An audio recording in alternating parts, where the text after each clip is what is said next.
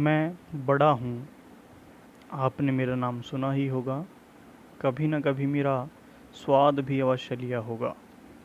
दुनिया मुझे जानती है, मानती है, चटकारे ले लेकर मेरा स्वाद लेती है, यानी मुझे खाती है। सच में मेरे लिए उसकी लाड टपकती रहती है। बड़ा नाम मुझे कैसे मिला, आप जानना चाहेंगे? यूं ही बड़ा नहीं बन गया मैं, इसके लिए मुझे बड़े पापड़ बेलने पड़े, भांति भांति के कष्ट कसाले झेलने पड़े, यानी दुख झेलने पड़े। तब कहीं जाकर बड़ा पद प्राप्त हुआ। आप समझ रहे होंगे, कोरा नून मिर्च लगाकर ही मैं बड़ा बन गया हूँ। कृपया इस भुलावे में न रहना। खाला जी का घर नहीं है बड़ा बनना।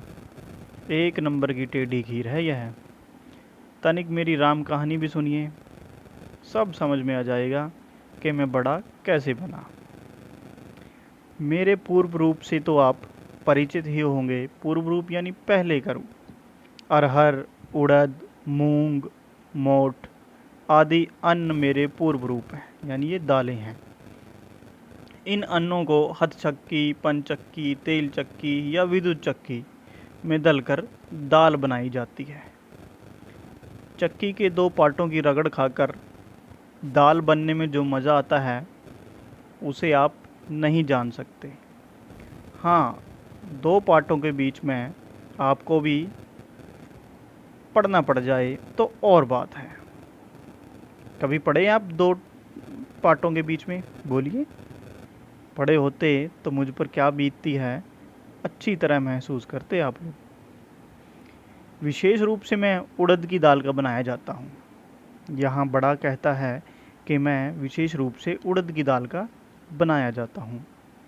दाल को पूरी पूरी रात पानी में भिगोकर रखा जाता है। गर्मी में तो खैर कोई बात नहीं, लेकिन कहीं जाड़े का हुआ तो, यानी अगर सर्दी, जाड़ा मतलब यहाँ सर्दी, ठंड, अगर ठंड में हमें रात को भिगो कर रख दिया जाए तो वो यही बात समझा रहा है कि गर्मी में तो खैर कोई बात नहीं, लेकिन कहीं जाड़े का हुआ तो बस सी सी सी सी ऐसे ऐसे ऐसे करते हुए जान पर आ बनती है। जमुना जी में जाड़े की रात में रात भर डुबकी मारे रहने पड़ना आपको, तो आप समझ जाएंगे कि मुझ पर क्या बीतती है। बाद मुझ पर से छिलका उतारा जाता है। छिलका उतारा जाना किसको अच्छा लगेगा? अजी आंख पसार दे, मुंह बांधे, बड़े बड़े शोर शेर के बच्चे, पर मैं तो वीरों का वीर धैर्य पूर्वक यह सब सहन करता ही रहता हूँ। आखिर बड़ा जो बनना है, इसके पीछे सिल लोढ़े से मेरी खूब पिसाई होती है। मेरे कण कण को चूरा चूरा कर दिया जाता है। दबाव और रगड़ झेलते झेलते मेरा दम निकलने को हो जाता है। इतना सब होने पर भी मैं पिट्ठी नाम पाता हूँ।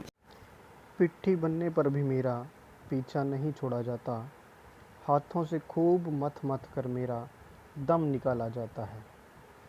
इतने पर भी बस नहीं, सबसे बढ़िया तो मेरी परीक्षा तब ली जाती है जब चूल्हा दहाकर कढ़ाई में तेल अथवा घी डालकर मुझे छोड़ा जाता है।